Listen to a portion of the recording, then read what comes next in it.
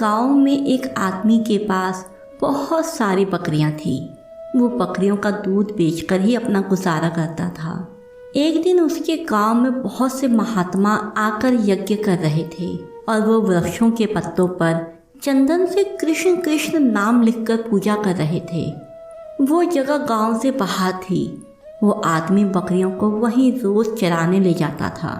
साधु हवन यज्ञ करके वहां से जा चुके थे, लेकिन वो पत्ते वहीं पड़े रह गए।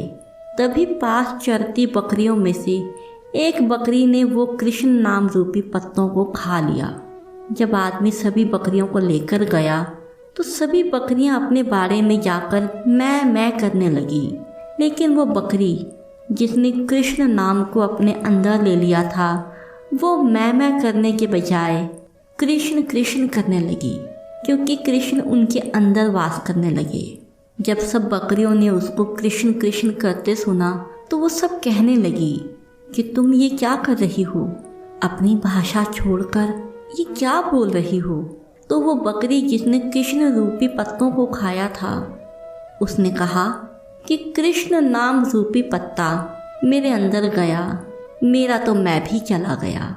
सभी बकरियां उसको अपनी भाषा में बहुत समझाती, परंतु वो टस से मस न हुई और कृष्ण कृष्ण रटती चली गई। सभी बकरियों ने ये निर्णय किया कि उसको अपनी टोली से बाहर कर देगी। वो सब उसको सींग दिखाकर धक्के मारकर बाड़े से बाहर निकाल देती।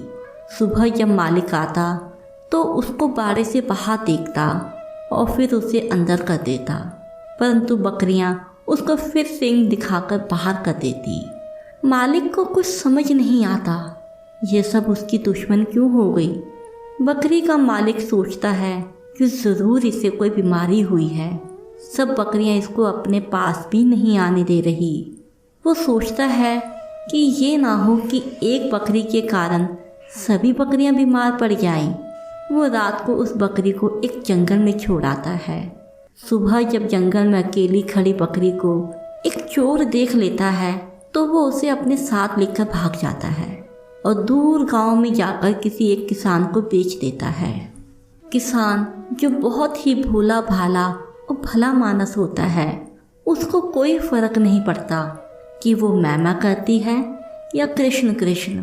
अब वो किसान उस बकरी का दूध बेचकर अपना गुजारा करता है। कृष्ण नाम प्रभाव से बकरी बहुत ही ज़्यादा और मीठा दूध देती है। दूर दूर से लोग उसका दूध किसान से लेने आते हैं। किसान जो बहुत ही गरीब था, बकरी के आने और उसके दूध की बिक्री होने से उसके घर की दशा सुधरने लग गई। एक दिन राजा के मंत्री और कुछ सैनिक उसके गांव से होकर गुजर रहे थे। उनको बहुत भूख लगी, तभी उन्होंने किसान का घर देखा। किसान ने उनको बकरी का दूध पिलाया। इतना मीठा और अच्छा दूध पीकर मंत्री और सैनिक बहुत खुश हुए। उन्होंने किसान को कहा कि हमने इससे पहले ऐसा दूध कभी नहीं पिया। किसान ने कहा, ये तो इस बकरी का दूध है जो सारा दिन कृष्ण कृष्ण जपती रहती है। मंत्री उस बकरी को देखकर और कृष्ण नाम जपते देख हैरान हो गया। वो किसान को धन्यवाद करके वापस राजमहल चला गया। उन दिनों राजमाता जो काफ़ी बीमार थी, कई वैद्यों के उपचार के बाद भी ठीक न हुई।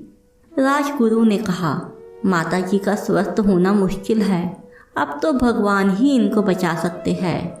राजगुरु ने कहा कि अब आप माता जी के पास बैठकर ज़्यादा से ज़्यादा ठाकुर जी श्री कृष्ण का नाम लीजिए।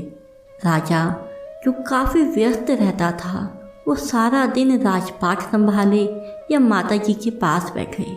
नगर में किसी के पास इतना समय भी नहीं जो राजमाता के पास बैठकर भगवान का नाम ले सके।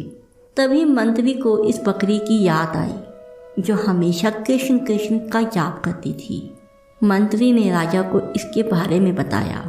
पहले तो राजा को विश्वास न हुआ, परंतु मंत्री जब राजा को अपने साथ उस किसान के घर ले गए तो राजा ने बकरी को कृष्ण नाम का जाप करते हुए सुना तो वो हैरान हो गए। राजा किसान से बोला कि आप ये बकरी मुझे दे दो। किसान बड़ी विनम्रता से हाथ जोड़कर राजा से बोला कि इसके कारण ही मेरे घर की हालत ठीक हुई है। यदि ये मैं आपको दे दूँगा तो मैं फिर भूखा मरूंगा। राजा ने कहा कि आप फिक्र ना करो, आपको इतना धन दूंगा कि आपकी गरीबी दूर हो जाएगी। तब किसान ने खुशी खुशी बकरी राजा को दे दी। अब तो बकरी राजमहल में राजमाता के पास बैठकर निरंतर कृष्ण कृष्ण जाप करती रहती थी। कृष्ण नाम कानों में पड़ने से और बकरी का मीठा और स्वस्थ दूध पीने से राजमाता की सेहत में सुधार होने लगा और वो धीरे धीरे बिल्कुल ठीक हो गई। अब तो बकरी राजमहल में राजा के पास ही रहने लगी और उसकी संगत से पूरा राजमहल कृष्ण कृष्ण का जाप करने लगा। अब पूरे राजमहल में और पूरे नगर में कृष्ण रूपी माहौल हो गया। दोस्तों, एक बकरी जो कि पशु है, वो कृष्ण नाम के प्रभाव से सीधा राजमहल पहुंच गई और उसकी मैं अर्थात अहम समाप्त हो गया।